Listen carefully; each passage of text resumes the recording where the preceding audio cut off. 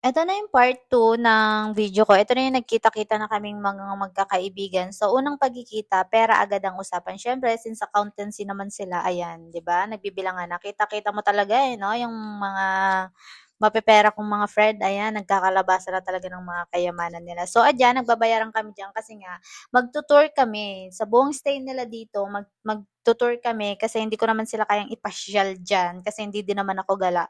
So, ang una naming pinagturan ay ito, yung flower farm na yan. So, kapag kayo magpupunta ng summer dito, I highly recommend, magsuot kayo ng long sleeve pero malamig lang siya. Parang manipis lang. Kasi diyan sa flower farm, sobrang init. Yung tipong pupunta ka dyan ng Latina, tapos maya-maya, ang tawag na sa'yo ay lagkit na. Yun na, hulas ka na agad dyan. Next naman namin is F4, ayan. Sa mga Pinoy lang yata 'to sikat kasi nga 'di ba, batang 90s pinalaki tayo ni Dao Mense, ayan, 'yan nag-tour-tour kasama din 'yan sa package sa tour namin, yang F4 na 'yan. Request din 'yan ng friend ko. First time ko lang din diyan makapunta. So, 'di ba kung hindi pa sila magpunta ng Taiwan, 'di pa ako makakapasyal diyan, guys, grabe. Sobrang workaholic talaga ng babaeng ito. So, nag-video-video lang kami diyan ng mga tourist spot ni Sanshay ba yun? Si Sansay. Basta ayun, diyan din kami. And then next naman is yung village na puro drawing yan. Dito, wag na kayo dito magpunta, sabihin niyo, magpili na lang kayo ng iba. Pwede naman yun. Sabihin niyo na lang di na. Kasi boring siya, as in literal na ganyan lang yung mapupuntahan mo dun, tapos picture lang. Boring talaga, as in pasintabi po. Pero sinasabi ko na sa inyo, boring. Wala namang maganda.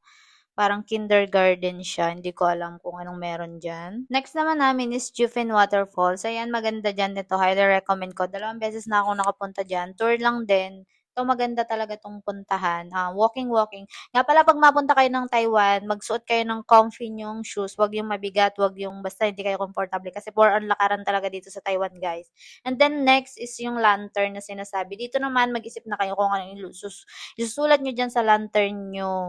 Kasi nga, para sa akin natutupad talaga yung wish diyan. Tignan niyo nawalan ako ng trabaho. Charis lang, joke lang.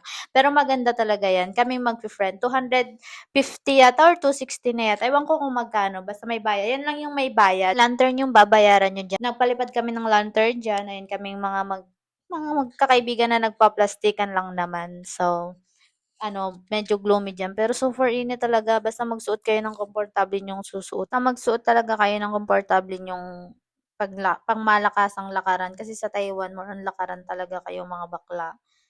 Sinasabi ko sa inyo, huwag kayong magsusuot ng Jordan ba yan? Mabigat yun sa paa. Naku, mapapagod lang kayo. Bukod sa hulas na kayo kasi sobrang init. Baka mamaya maging tortang talong kayo.